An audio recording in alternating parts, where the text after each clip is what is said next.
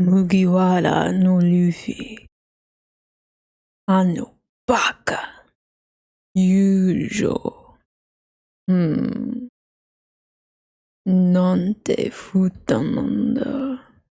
Resource deprivation is used to describe deprived areas lacking core services including education, health, and financial support. Today we'll be exploring how Alabasta illustrates resource deprivation, as well as other themes like civil war and the instigation of coups. But before we do any of that, subscribe. Also, I have Insta, TikTok, Patreon, as well as my website, where hopefully you took advantage of the Cyber Monday sale, where I have stickers, mugs, a candle with all my own art that I drew myself. So if you want to support me, or you just want to get a cute little stocking stuffer for the friends, for the family, go to awkwardchoco.com. So of course we will be talking about those things I just mentioned, the political themes of Artistry, but I do, as always, want to talk about the artistry, the things I liked about the arc, you know, things of that nature. And while the last video did an entire saga review, we will just be focusing on Alabasta for this video. I may as well do a video about Drum Island and privatized healthcare, but we'll see if I can make a strong enough video for that. But in terms of the artistry, you can really tell that the animation team in One Piece at this point is getting really comfortable with the story, with the characters, with how they portray everything, and just the overall adaptation of the manga.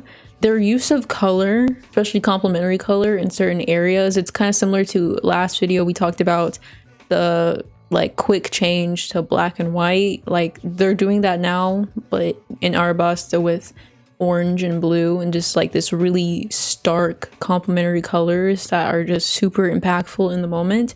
They utilize it in a flashback at the beginning of, I forget which episode it is, but it's a flashback with Koza right before I believe he joins the rebel army. And then they also utilize it with Luffy whenever he, in his initial fight with Crocodile, gets stabbed. And it's just like this really hard-hitting, impactful way to, like, they eliminate all of the background, any like unnecessary information in the frame, and it's just like this really abstract, beautiful scene that they put together. It's chef's kiss. They're just really going off. Okay, in terms of animation with One Piece, I'm super excited for the later arcs, like, because obviously I've seen like Gear 5th clips and it's just impeccable. The animation is just, that's why I say that would probably be Oda's next peak, even though he's not the one animating it, so I guess it wouldn't be his peak.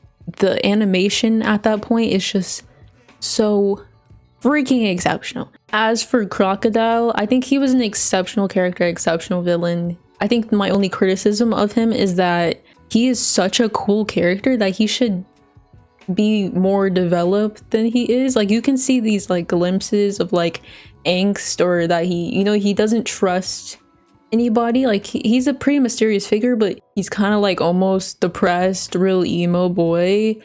But you can see that there's something behind him as an individual. You understand what he wants to do, but you don't understand his motivations behind it. Like he wants to turn Artistry into like this huge military and have everyone under his control and become like this super powerful figure, but like why does he want to do that? Like that's not necessarily super explained. His powers are super cool. I love how they're like in tandem with the Alabasta arc, and like the fact that we're in a desert and his devil fruit is the sand fruit. Like I think that's perfect. It perfectly aligns with the arc and everything. And also that he's like, I love the part with the casino, because he definitely gives those vibes of like Italian mobster secretly doing some shady stuff with the casino. He would definitely do money laundering, you know, the classic casino tropes. I love that. But yeah, I would love to see more of like his motivations. Obviously we'll talk about this later, but One Piece does this thing where they do not kill off any of the characters. So I know he's not dead, but I really don't expect them to do much development, like character development for Crocodile. We're gonna find out for Arlong like why he did the things he did, but it may not necessarily feature Arlong, but we're gonna find out why he did. Like, that's more character development, but I don't think Crocodile is gonna get that same treatment, which makes me sad because so far he is one of my favorite villains. I think I'm definitely noticing like a trend of like the end of each arc is the strongest, and it makes sense especially for Alabasta because we're like leading up to this moment where Vivi is reunited with her homeland. But I didn't think I would actually like Artistry because at the beginning it was like super slow, but it really picked up, and I think the character design and just the storytelling made it worth it towards like the middle and the end of the arc. As for his subordinates, Nico Robin, you can kind of see like a glimpse of her having this affinity for the Straw Hats after she kills Igaram because he didn't even die. Okay, I wrote in my notes so messed up. The dude didn't even die. Like, that honestly makes me so mad, but like I said, we'll talk about that later, okay? After Luffy's initial fight with Crocodile, she saves him, and then she also before they go to Little Garden, offers the eternal pose to Alabasta. So you can see that she's like intrigued by them. Also, I feel like it doesn't help that I already know that she's gonna become a Straw Hat, because maybe that makes it a little bit more obvious to me. But I think because I know that, I'm able to analyze it a little bit more and like see these bits and pieces where the like Oda or the animation team or whatever is trying to, the writers are trying to put in these like hints that Nico Robin's gonna be an important character. I also want to talk about Doublefinger, only because when you look at her in the manga, she looks like in black and white like she should be black, but she's not black. Like, I think she should canonically be black. She's got an afro, she's hot, which doesn't necessarily make you black, but she looks like she should be black. That made me so mad. That made me so mad because I looked at her and I was like, you should be black. I'm sorry. I thought the episodes where the Straw Hats were fighting his subordinates were like super cool, because you get to see like they're almost foils to each character. Like, Zoro's fighting the dude that is made of steel and he uses swords, and then Sanji's fighting Bon Clay and they both use like their legs primarily to attack people. So I think it's like this really cool like matchup, and it also acts as this moment of growth for the Straw Hats. I think this entire arc, I think that's also a reason why I was able to like Arabasta more, is that you can start to see how they're growing as individuals and getting stronger, because Zoro can now cut through steel or cut through literally anything he wants. Chopper and Usopp are like definitely like the more problem solving. Also Nami are definitely the more problem solving people who have to like use what they have to fight other people. So you can see them start to grow. Once again, okay, we're not even there yet, but Usopp should have died when he was fighting Mr. Four and Miss Merry Christmas. He literally should have died. Tell me how this makes sense. How do you get hit with a 4-ton bat and you don't die? You get ran through multiple concrete walls. Your nose is literally broken. Every bone in your body is broken. And yet you're still alive. Now, how does that make sense? I think I know last episode or last video, I talked about how I didn't, like, even after Arlong Park, I wasn't the biggest fan of Nami, but I think she's definitely one of my favorite characters now. Like, top 5.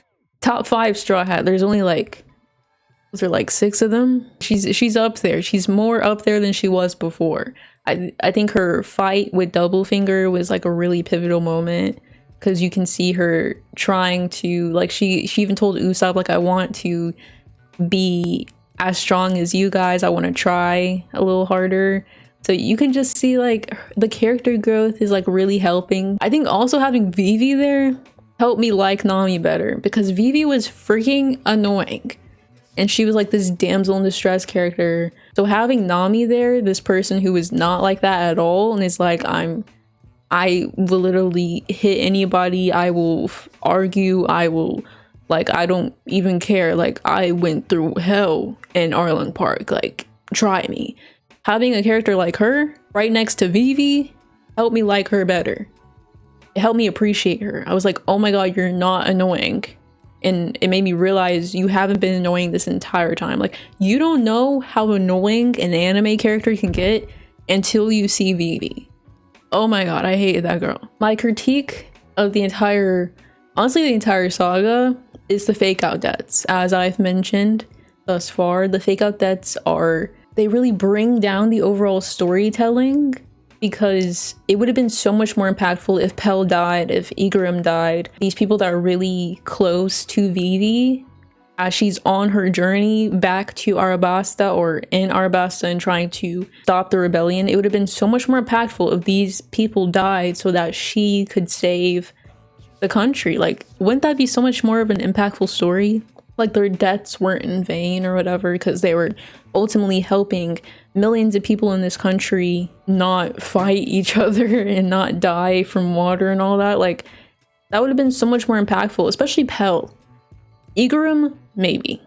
Pell literally was flying with an entire nuke, with an entire bomb, and yet he didn't die. Like, that doesn't make any sense. He literally came out of that dude's house with, who had the dance powder, with crutches.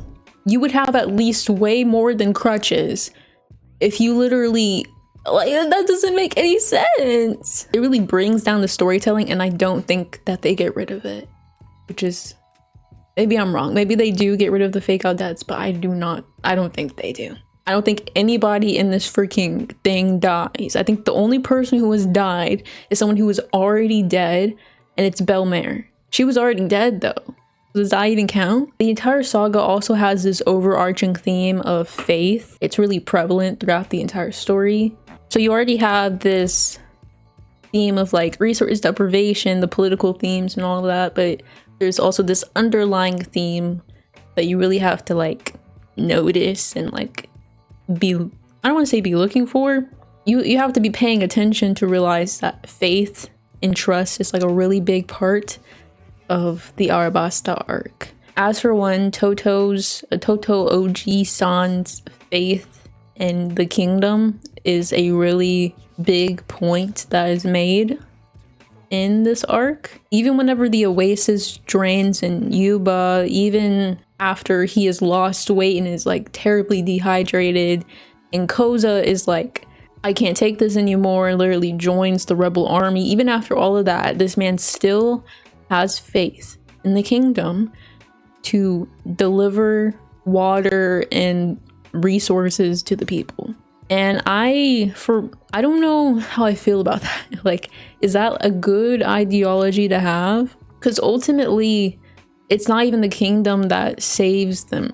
And I'm also kind of confused about this, because at the end of Arabasta, like, it starts to rain, and it rains for a while, and then you see a Smoker on this boat, the Baroque Works boat, and it's like this rain-making boat. So it's like, did he do that? Did he make it rain, or did it just start raining? I was really confused about that. But ultimately, the point is, it wasn't the kingdom that stopped the rebellion, that gave them rainwater. It wasn't the kingdom at all. So that's why I'm like, I don't know if he's right. I don't know if Toto is right. Maybe he's a little bit delusional. I think it's beautiful to see someone like this character who literally, no matter what, believes in his government, believes in his kingdom to do right by him and everyone. But it's also a little bit delusional, because they're not the ones that end up doing anything, and they really haven't done anything since the drought started like a decade ago. So like, I don't know about that.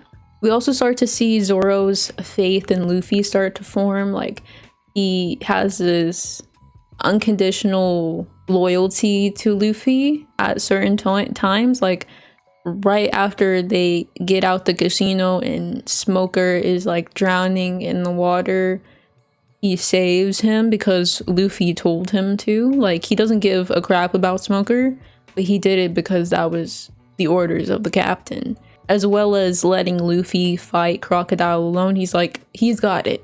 He'll be okay.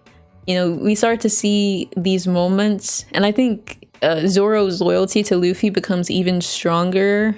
Like I said, I've kind of spoiled some things for myself, but I think it becomes even stronger, especially like post time skip and all that. So we start to see that kind of form. There's also faith and trust within the millions, billions, you know, the people in Baroque works that are under Crocodile. They don't even know this man's name. They don't even know what he looks like. And yet they still have this unconditional faith that this man will bring them to some sort of promised land and deliver this life that they didn't have before. There's also, at the end of Drum Island, there's the mention of Will of D. Also, Nico Robin mentions it after Luffy fights Crocodile for the first time. But there's this constant mention of it, and I don't even know if anybody knows what this means, like in the One Piece community at all. Like, to me, it seems like this line of people that maybe are there to carry on Gold Roger's like legacy or something, but also Luffy's grandfather has the Will of D. Garp has the Will of D. So it's like, and I think Garp is probably older than Gold Roger, unless he's not. He's also a Marine. It's like, you're an op, you know, that maybe it's not that. It doesn't seem like it's probably that. It's not really confirmed yet. I don't even know if it ever gets confirmed what exactly the Will of D means, but that seems to be also this theme of like faith and trust in this group of people to do some sort of great thing. I don't really know what it is or what it means, but yeah. Also, like I said, evolution is a really big thing that is happening for all the Straw Hats, and Luffy's evolution is something to really take note of. Last video I mentioned that I was kind of disappointed that at Logtown there wasn't this like big 5-episode fight, 10-episode fight, but now that Artistry and Crocodile are introduced, I think it makes Logtown stronger, because Smoker is his character who Luffy could not fight at that point in time. There's a reason why he escaped when he did, in terms of writing anyways. There's a reason why they didn't have him fight Smoker, because he couldn't. He didn't know that was someone who he could not combat. So having the same type of character who turns into sand or turns into this thing that you can't punch, that Luffy can't counter at that point, it's really strong, because now he can't escape Crocodile. Now he can't just run away, because Vivi is counting on him. Everybody is counting on him to take down Crocodile. So now he has to figure out, how do I counter someone who seems uncounterable? There's also this mention during the first Crocodile and Luffy fight where Crocodile mentions that he has manipulated his devil fruit powers to make them more powerful. Luffy also takes note of that. There's also Chopper, who himself he takes the ball thing, and it allows him to unlock different parts of his devil fruit. So there's like this mentioning of like this allusion to Gear 2 or Gear 2nd or whatever the frick it's called that's coming in his lobby, that Luffy is starting to be like, oh, maybe I can do something more than what I've been doing. We also see these glimpses of maturity. It's really hammered on in the saga that Luffy is dumb as frick and he's young and annoying. Like, that's really hammered on. It's honestly, it feels like way more than it was in East Blue. Like, it's almost, I don't want to say unbearable, but it's very noticeable. And also the anarchist theory that I had in my video essay prevails, because his take in Alabasta on Alabasta's civil war in general, whenever he's talking to Vivi and they literally like beat each other up over it, where he's like, people die. Okay, he's basically saying politics cannot exist without violence. You cannot have people go without water, nobody dies. Okay, he's too base, bro. He has this really mature and realistic take on the situation that Vivi is too like naive to admit that people are going to die in this conflict and you can't prevent everyone from dying. There's also Ace, who kind of acts as a foil to Luffy. He's this like really mature, level-headed, chill individual. He's everything that Luffy at this point isn't, and the Straw Hats take notice of that. Like it's very obvious that they're trying to make like he's the opposite of Luffy. Ace is a really cool character. I feel like we don't know that much about him at this point. I'm sure he gets, we'll of course know more about him later on. He's really aloof at this point, really kind of mysterious. You see parts of him that kind of remind you of Luffy since they're brothers, you know. I thought it was kind of messed up that he would support Whitebeard becoming the king of pirates over his own brother. That is messed up. That's your kin. You're supporting this random big ass dude who you just met over Luffy? Over your own brother?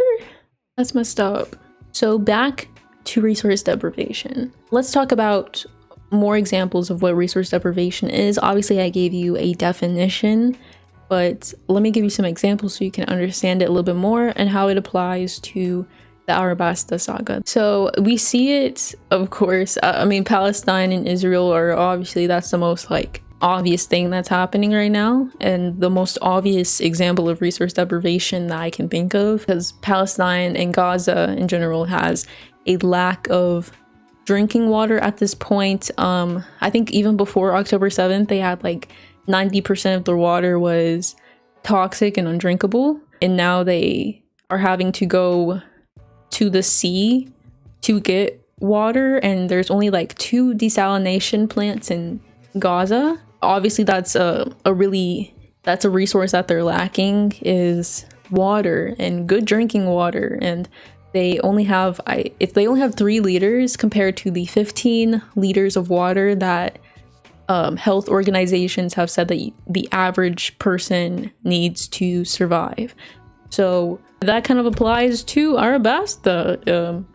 Gaza doesn't have any water, just like Arabasta doesn't. They're also surviving on not enough food. I believe they're down, most people in Gaza are like down to 1 meal a day or like 2 meals. Lack of electricity, which happened obviously during October 7th, which was Israel's retaliation to the Hamas attack. Hospitals don't have any more fuel and have had to literally shut down. I think they still have a few hospitals, but the big ones like Al-Shifa aren't even in operation anymore because they don't have any fuel. So these things that Gazans and Palestinians need to live are being withheld from them. There's also a systematic attack going on in Palestine where Israel literally bombed one of their really big water sources. I want to say it was like a dam or like a water well. They literally bombed it. So that's a really big example of systematically depriving people of resources to either expel or kill them, which Crocodile in his own right is kind of doing. He more so is instigating, he's using resources to instigate a coup so that he can become in control. He's not doing ethnic cleansing, but he's just using it as a way to rile people up and get them to put a coup on their own government. We also see a resource deprivation in the US with back in the Jim Crow South. There was a lack of good schools, bad drinking water, redlining, where people were literally living under, like, that's kind of like environmental racism. Like, people are living under highways and like in really bad conditions compared to the white people, which is also a concept called relative deprivation, where if you were to compare the Black people in America during that time and even now, their resources and their living conditions compared to the white population, it is drastically different. Relative deprivation, you can also use that for Palestine and Israel, where the Gazans are, it's kind of like that that Snapchat map thing where, I don't know if you guys saw that, where people were like clicking on Tel Aviv and like they're partying, and then you click on Gaza and it's like reduced to rubble. So that's also relative deprivation. So I already mentioned that crocodile, how this applies to Artistry. Crocodile is using resources as a way to instigate a coup and become in control. He utilizes his devil fruit power with the sandstorms, literally wiping out oases, the people, particularly in Yuba. I don't know what he has against Yuba, but he hates Yuba for some reason. But he is controlling how much water these people in these towns have with his powers. Also the dance powder incident where he placed it in the palace, which is a resource that is used to make rainwater temporarily. He placed that in the palace to cause distrust within the country. He also has convinced the entire country that he is the savior, whereas the kingdom is against them. So he's utilizing their resources as a way to get systematic control, which I think is a thing like it far beyond the Jim Crow South and Palestine. I think that's something that is utilized a lot, is utilizing resources to get power, to get control, to get whatever it is politically that you want. I think that's utilized a lot. As in terms of violence, in terms of this resource deprivation, Luffy is completely right. Before death is even introduced, I've mentioned this before, that violence doesn't necessarily mean people dying. It can also mean systematic violence. So before people in Alabasta even die from the fact that they don't have water, the fact that they don't have good drinking water is violence, because people need that to live, obviously. The fact that Toto is sitting there, he used to be a very healthy man and now he's skinny and dehydrated. That's an example of violence. The very act of, I don't even know if they talk about this in the anime, but it seems like the palace and that main area, I forget what it was, Alberna. It seems to me like the palace and maybe even Alberna itself has water, because the king does not look dehydrated. Nobody in the palace looks dehydrated. Nobody looks like Toto. So to me, that's a little sus. It's not confirmed, but if that is the truth, that the palace has water and the rest of the country doesn't, that in itself is also violence. And I think it was, honestly, it was bound to happen that the country, like if Crocodile never came to Arabasta and never wanted to take over it, I think they were bound to do an uprising, because people cannot go without water for a decade or however long they've been without water and not want to uprise. Eventually there's going to be some sort of distrust. Eventually there's going to be some sort of opposition to the kingdom that are like, you're not doing anything, so we have to do something. You know, eventually that was going to happen. I just think Crocodile sped up that process faster. Those are my takes on Arabasta and the entire arc. Of course, leave your thoughts in comments below. I want to say thank you to all my patrons before I go. Your support keeps this content alive. Yeah. Okay, bye.